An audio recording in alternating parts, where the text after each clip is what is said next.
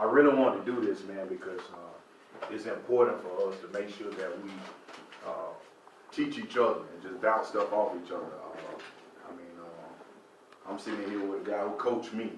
You know, Bruce coached me when I was at Stillman. Coach coached me when I was at Stillman. I've been working with everybody in here before, and I think it's just good for us to get together and bounce stuff off each other. It's not really going to be like me just talking. All right? What I want to do is be able to build. Start here, and every time we come in here, have 1 or 2 or 3 more people in here every time. Hopefully next time everybody will bring somebody with them. And it's really for the young coaches, man. This is one thing I saw when I was out there in Georgia. I saw they always had somewhere where the coaches were being developed. More so in there go Herb. What's up, Herb? So, more so in Gwinnett. Gwinnett County is amazing when it comes to football. When I tell you it's amazing, it was amazing to me. It was something I've never seen in a long time before. Yeah, give me 1 second. This Coach Hendricks from the Marcus people. All right. So what I was saying about Gwinnett, they had little sessions where guys would get together and actually help each other. Now, I didn't see a lot of me in it, so it bothered me. And then I'm picking up the paper, and I'm in there, and I'm seeing, high school coaches getting college opportunities from these connections and these networks. And I said, from that point on, anytime somebody asks me something, I want to know something about football, we just gonna start bouncing stuff off each other, make each other better. So hopefully, when one of us get there, we can go on, try to pull each other up. And that's the purpose of it. And of course, to make our teams here better. Everybody in here is a experienced coach. And it's always better. The game changes year by year, and that's what makes football so fantastic. The way it changes and evolves. Hey, Dion, cut that light off for a minute. All right. On the back, you got the itinerary. It ain't nothing fancy, We're gonna kind of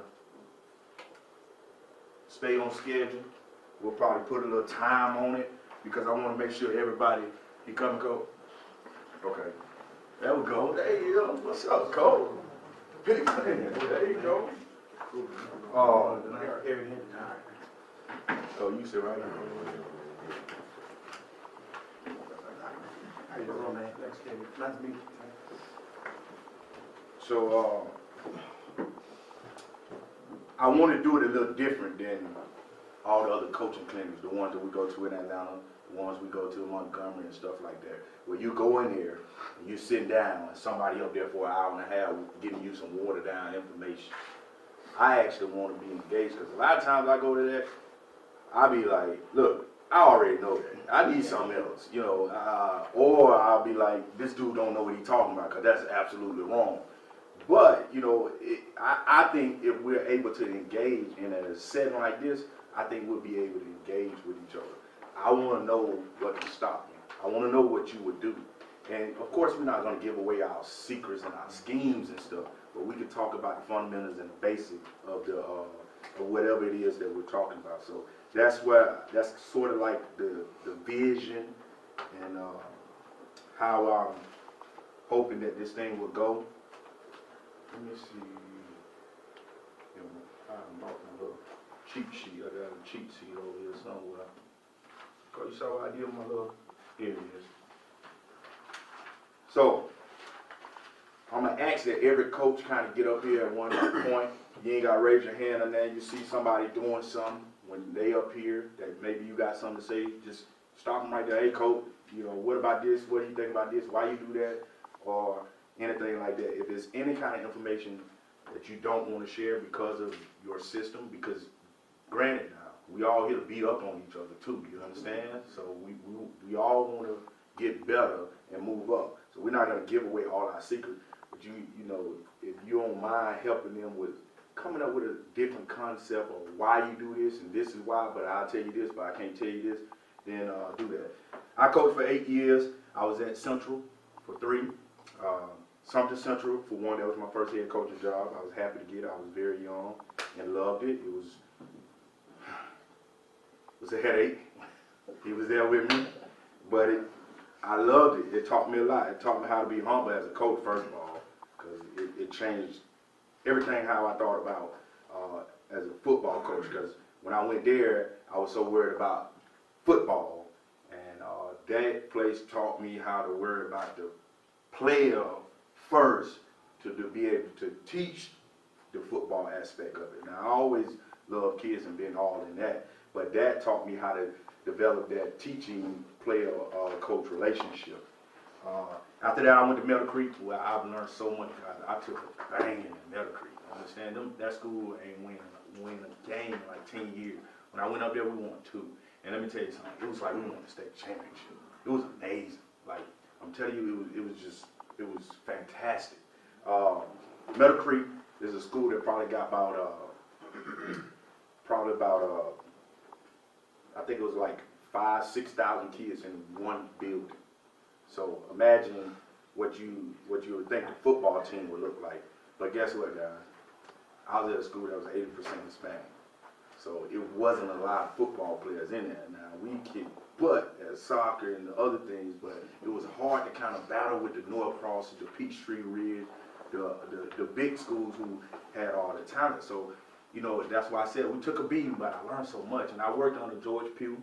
Coach Pugh was a fantastic coach, legendary coach. He was very hard to work for, but he taught me a lot. I've been a OC or a DC or a head coach every year I've been coaching. I like to say that that's because I like to put in what I do, and I love this game. All right, the vision of this, again, is to kind of get everybody together, help each other. Y'all teach me, we're going to teach each other, and we just going to bounce stuff off each other, and hopefully by, 2 or 3 years from now, we'll have about 30 coaches up in here. And we're teaching each other, and we're building, okay? We're going to start this thing off real simple, okay? We're going to go through this. I'm going to try to keep a time on it, around about 10 minutes. That way, we won't spend too much time, and everybody can get back to doing what they need to do for the day. Let's just take a moment and let's actually go around the table and just say, I'm coach, I coach at Blase, and then we'll keep this thing going and we'll get started, all right? I'm Coach Hendricks, Eric Hendricks. I coach at the Democracy, coach defensive back. I've been with Jamel when he was at Sumter Central. I left Sumter Central with Coach Jackson down in Greene County, and now I'm in Democracy. All right, Coach Dion Washington. I'll be at Davis Anderson Middle School this year. I've coached with pretty much everybody in this room except Eric, but we played football together a lot. That's pretty much it. Coach Justin Johnson. This year we'll be at Eastwood Middle. Coach with Jamel last year at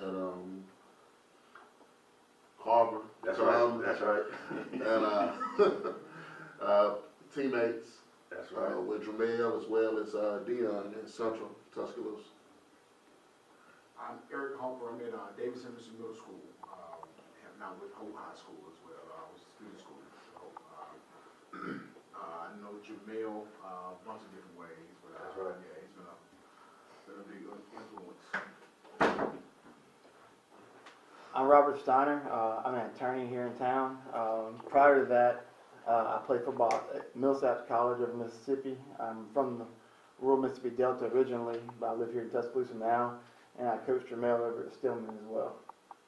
And he represents me, guys, so I'm going to tell you right now, if you need you a good sports agent, I'm telling you, this man is the man. Anytime I need anything done, he be on top of it. Guys, this is what I take when I go on an interview. That man know what he's doing, okay? This is a coaching portfolio. I gave that man that information and he put it all together and make it look good. So y'all might want to holler at me before you leave it. Urban McGuire, I'm from Huntsville originally. I've coached there. Been DC, been linebacker, D-line, pretty much anything on defense.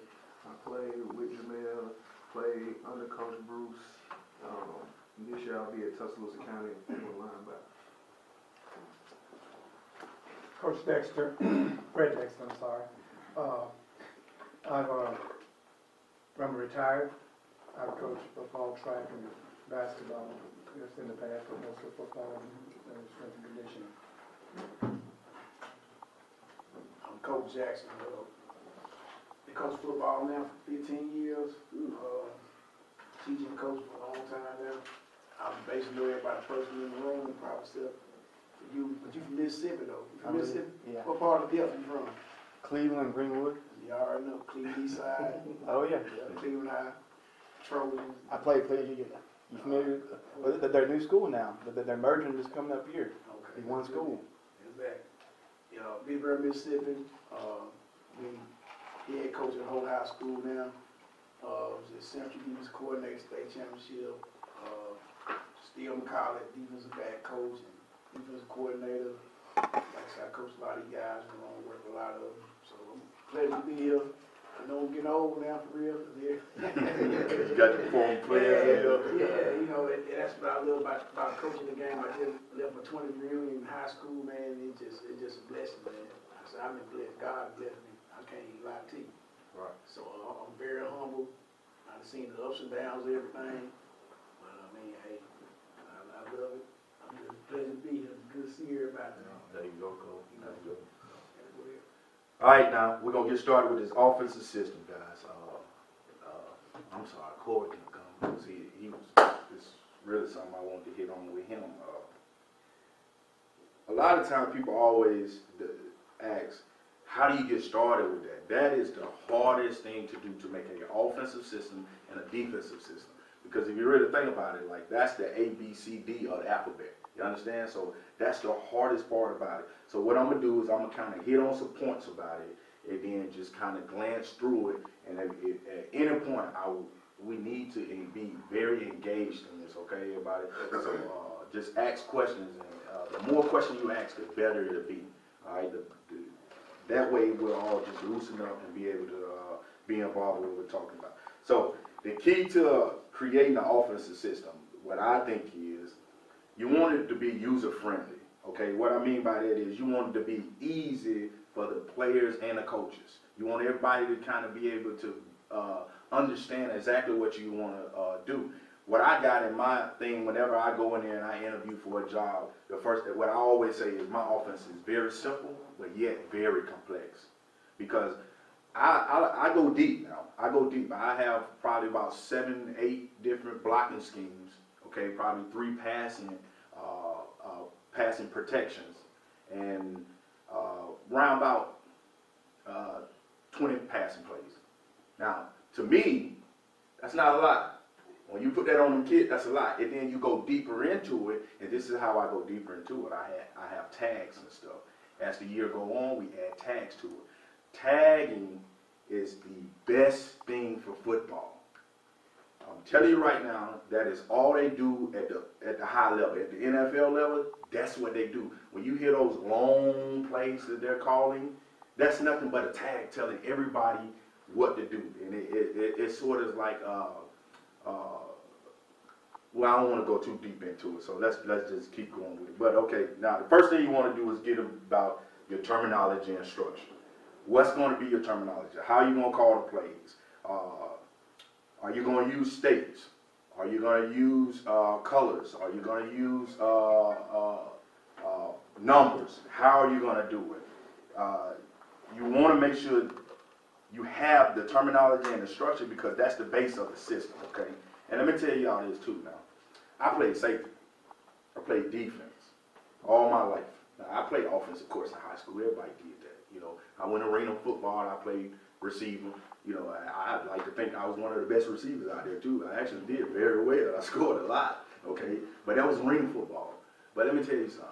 I'm over on offense now, and I love it. You want to know why I love it? Because I know exactly what to do to beat the defense. If you have any opportunity to go to the other side of the ball, do it now.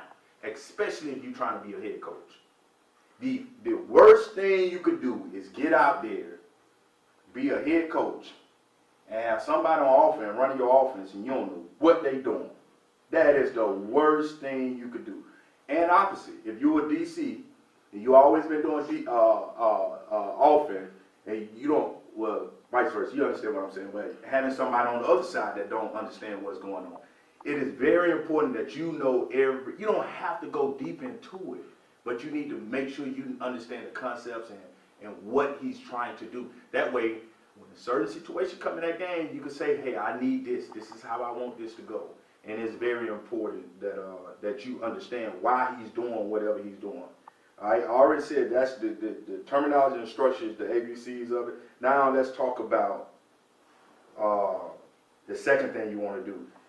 The second thing you want to do is you want to develop your style. Are you a spread guy? Not just spread guy, but are you a fast tempo guy? Are you a hurry up or are you a no huddle? There's a difference.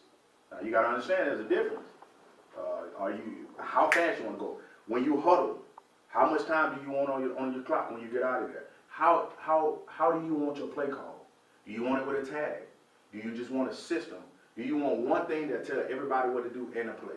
So it's very important that you come up with the style and how you want to do it. And then, of course, the third thing is how you want to teach it. Break down how you going to teach it. The thing that kills me is there's a lot of coaches out here who just collect checks. They got their system. And then they put the system out there. And then they tell kid, this is what you're doing. You can't do that. You got to go deep into it and say, you're doing this because we need this to happen. When this happens, this will open up this. Now, you can stop there with that kid. But with your coaches, they got to go. You got to be able to tell them, when this happens, this is going to happen, and this is going to lead to this. So that's why you want to make sure you understand how to teach it to the kids. And the best way to do that is, well, my opinion, okay? My opinion is to literally break down every play and every step with the kid. So what I always did was I always had position meetings before practice, after practice. And I made my coaches, I know they got tired of me, but I made them call the players at night. This is what y'all did today. How you think? I told them, you got 2 minutes. I just need 2 minutes with each one of your guys. Now, I was fortunate enough to have 11 coaches. So, 11 coaches calling, I probably had 2 coaches per position. So, they're probably calling 5 people. But, guys, I'm telling y'all, from a football aspect, that is the biggest thing, to make sure the kids understand exactly why they doing something. Not how to do it, is why am I doing it? What is it going to lead to? It leads to this, it leads to that. All right? Now, let's talk about the different things about an offensive system, okay? You got it. Here are the keys. Now, do me a favor and write this one down for me, all right? Because this is going to be big. Now, I know a lot of y'all are defensive people, and but this will help right here. Now, I'm telling you, somebody told me this. I wrote it down, and it took me there with my offensive system, okay? It's procedures, okay? Personnel, okay? Formations, movement, plays, and beside that put run/pass, and then tags. We got procedure.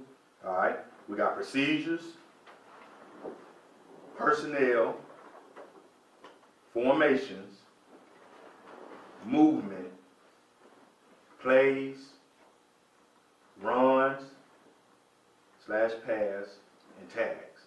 I'm gonna write it on the board when somebody else get up here. That way we'll all have it. All right. Now I'm gonna do it even better. Then we're gonna move on past this. I'm gonna give you a little bit about each one. Here we go. Personnel. Keep it simple. Keep it simple. Who are you subbing? Are you subbing through packages? Or are you just sending in a Z and a Y? How are you gonna do your personnel? How are you doing it? How are you gonna label it? Is it X and Z, or is it a name? Okay, how you want to do that, and where they go? How do you tell them where they go? So that's all them personnel right there. You got to break that down when you making your system. Okay. Next thing is formations. That kind of go hand in hand. What formations though? How many are you gonna have? Are you gonna have 5, 6, 7, 8, 9, 10? Me? Every time I go into a game, I'm going into a game with at least 20. 20. Yeah, I said it, 20. No, coach, that's too much for them kids. No, it ain't. 20. Because I'm going to make sure they know it. Now, how simple it is real simple. I got some on the board. That's tray right at the top. I can go tray right stack. That's a whole nother formation, believe it or not. I can go tray right tight. Trio right up under it. I can go trio, and I can go bunch. I can go ace. I can go big ace. Get them big tight ends in the slot. Okay? I can go ace with movement. Okay? All different, but of course, you know, you're thinking that's a 2-minute formation, but that's 3 base formations that I just gave you about 10 different formations on. You run the same thing out every formation. Everything. That's right. Same thing, out of all of it. Out of all of it. And I'm gonna go over that too real quick though, all right? Running game. How many blocking schemes? Now this is the key right here. How many blocking schemes are you gonna have? Dion's gonna go over the power here in a minute. And me and Big Coach gonna talk about some zone stuff. You don't have to be like me, but I'm gonna tell you the key to my success in anything. It's zone. Cause you can put anything on zone. You could put a power concept on it, a trap concept. You could do anything with zone. You teach a kid how to do zone, you can evolve to anything from that. And I love it because especially a lot of us gonna have dual quarterbacks. So with that being said, you can add a whole nother dimension to the game and the RPOs. Now that they let high school just get away with murder in RPOs. I mean, you got linemen 6 yards downfield and they ain't calling it now, you know. So it's very important that you have that type of scheme in there. I suggest that everybody at least have zone in there. And then we'll talk about it when we get to it, the advantage and disadvantages of it, and how your personnel kind of dictate what you really do. You know, we all want our own system, okay? We want the kids to come in and learn our system. But, you know, if you ain't got that 4-4 kid no more, you're going to have to tailor some things. You're going to have to move around a little bit. So we should hit on a little bit of how you could do that. And then passing. Numbers, names. You know, are you going to do numbers? Are you going to do names? Are you going to call 70 mesh? Or are you just going to say mesh right and mesh left? Are you going to say all quick, all catch and throw, quick game is 60 series? All 3 steps is 70 series? All 5 steps, 80 series? Or are you going to say Chicago, Denver, all that is quick passing game or short passing game? How are you going to distinguish it? All right. So those are things that when I gave you those things, those are things that you got to kind of think about to add up to your system. All right. So that's sort of like how you create an offensive system. Anybody got anything they want to add to it, or any questions about any of that? We got to be engaged, guys. We need to be able to. The problem that's going on right now with our football on all levels is because most of these players are getting confined to certain systems, and when they get to the NFL, the talent is not translating. And it's because of the spread, the overloading the spread, and the verbiage and how they use the spread. Mm-hmm. NFL GMs and NFL teams are not going to change their terminology, their verbiage, or anything. So it's cool as far as just having concepts and just making sure everything is just concept-based. But when they get to an NFL trial, in which we hope all of our players do, when they hear Fox Wright, 92 jet, X snag, now they can't pick that up. And they've always just spread right charging. That's easy for them to pick up, but NFL coaches, they've been doing it 30, 40 years. Bill Belichick, they got 5 Super Bowls. He's not going to change the system for you. You got to be able to make sure that the system is flexible enough to where it teaches concepts and the pro style vernacular. Mm-hmm. And I'm not so big on making sure that they understand it at the pro level, because when they get to that level, once they start making that money, somebody better teach it to them. But so much of the college level. And I think that's sort of like what Dion hit on. If y'all ever watch the games now on the weekends, they always talking about it. If you ever pay attention, like how the game just changing and everybody making it so simple now. Supposedly that's what they saying. But you know, that's one thing that I hit on. And me and Dion grew up together. We used to sit around and do X and O's with each other. But we always corrected each other and made sure that we was talking with the correct terms as far as football. And we're not talking about, man, the big stuff. I'm just talking about the base. You know what I'm talking about? Like, you can call ace, I call that ace, you know, 2x2. Some people say 2x2, some people say quad, you know, whatever you want to call it. I'm not really talking, go ahead, Coach. I'm listening at you, and we're talking high school, one step missing pro. So isn't that terminology going to increase once the kid leaves the high school level? It should, but at the same time, let's say you get a kid that played at hoop. Okay, All right, he goes to Oregon. okay, Same vernacular, same system. okay. Then now he gets picked up by Andy Reid, who's a traditional Bill Walsh, San Francisco 49ers, West and Coast Heyday type guy. Okay. He can't pick up that vernacular. Top level talent, but if we're investing all this money in you, they're not gonna change. And I understand the fast pace of the game, but at the same time, if we're gonna grow our game and grow the interest in our game and make sure we're giving the kids the correct tools to be the players that they want to be, Okay. we have to find a medium as well. Okay. Because they have to be somewhat pro style ready. Because last year's drive, they reached for Mitch Trubisky. Yeah, he started 13 games, always played in the spirit system. He has to learn a whole new style of football, and you invested a lot of money in this person. But it doesn't matter where you're at, anywhere you go. I mean, even within the West Coast system, like, if you ever hear those plays in the West Coast, it's just a big long string of I don't know what the heck you just said. Yeah. X, Y, spotted Y banana. Whatever. And again, I And that's just terminology. Terminology changes from year to year. Like if you go to the Saints training camp this year, they're running the same scheme, but terminology changes when coaches change simply because players get traded and they know the plays. So the terminology has to change. Exactly. Everywhere. So I mean, don't get too caught up on terminology. Terminology is just a teaching tool.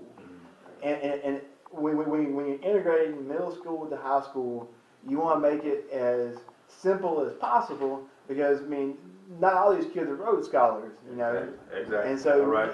and so you have to be able to make sure that so you're a middle school coach.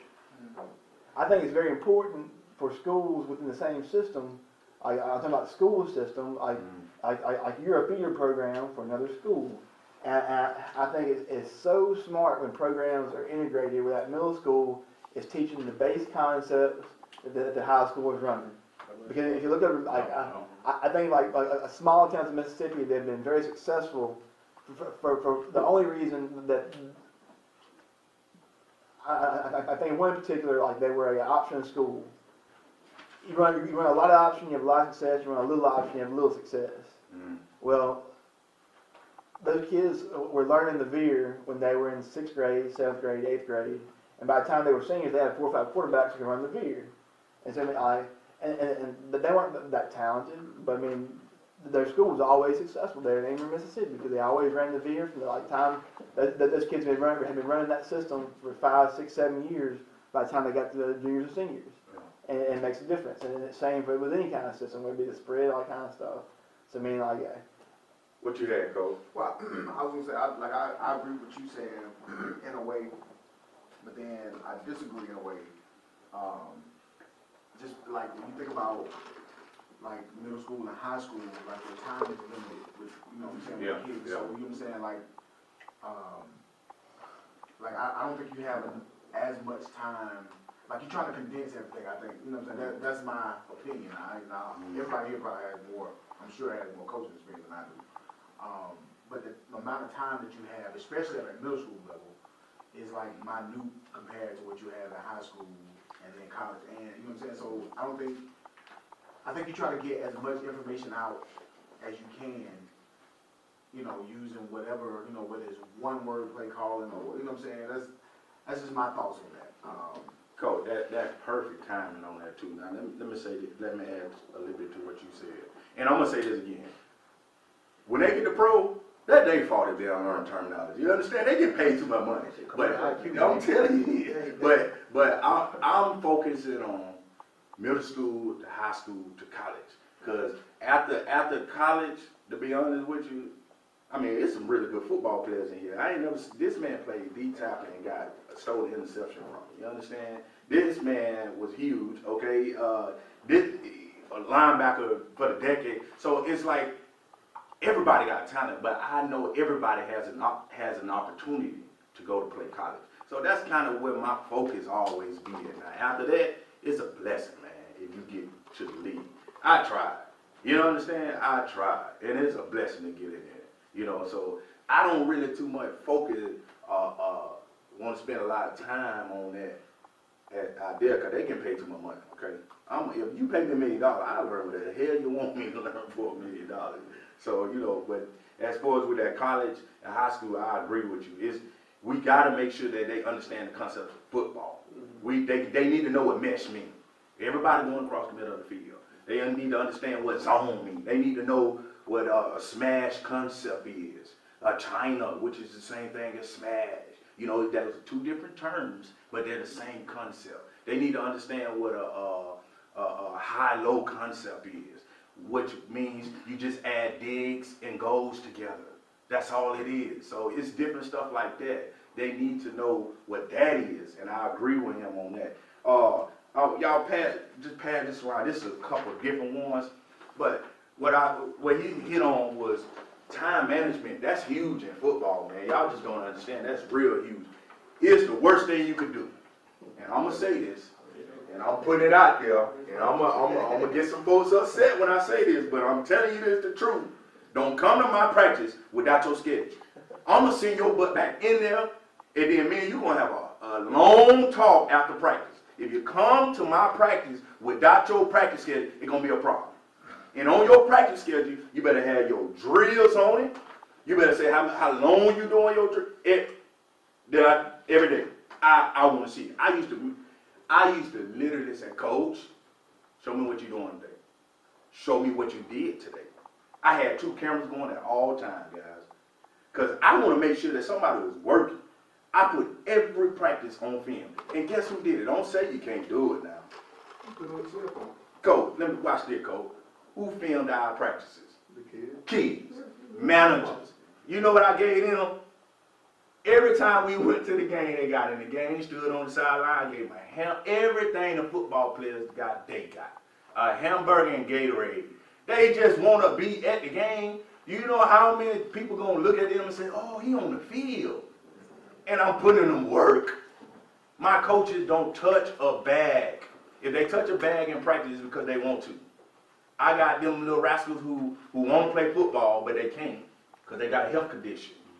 Or their mom and daddy don't want them to get broke up. I got girls out there being managers. I had to literally, Discipline issues. Discipline. Suspended for a week. That's right. They He got coming out at there. work. That's right. I had girls. I had pink shirts for water girls. And I had white shirts for my managers. I had girls wanting to stop from being a water girl to be a manager. Because the managers kind of just was at practice doing this all day. Moving bad. Now the girls, every time I blow that horn, them girls better be getting water to somebody. They better be going station to station. It ain't gonna cost you nothing but an extra hamburger. I'm dead serious. That's all it's gonna cost you. If you want to change the culture, especially if you at a losing program, guys. It increases the engagement. Oh my God, Coach, that's what I was finna say. Can you imagine how many people will want to be involved in? Don't nobody come to your stuff? Ain't nobody there? Yeah, they finna come now. They gonna come and go to work. And I have a manager and water girl book, and they had all my rules in it. Man, I copied and pasted most of it. I ain't gonna lie to you on the internet. I went to one of the colleges, They had their stuff up, cause you know, you gotta apply for theirs. I looked at it, I took some things that apply in high school, put it on there, copy of paper, you know, don't tell you know, and boom, that was it. Put my name on the front of it, put a picture of the school on it, roll with it. Them kids was out there doing it.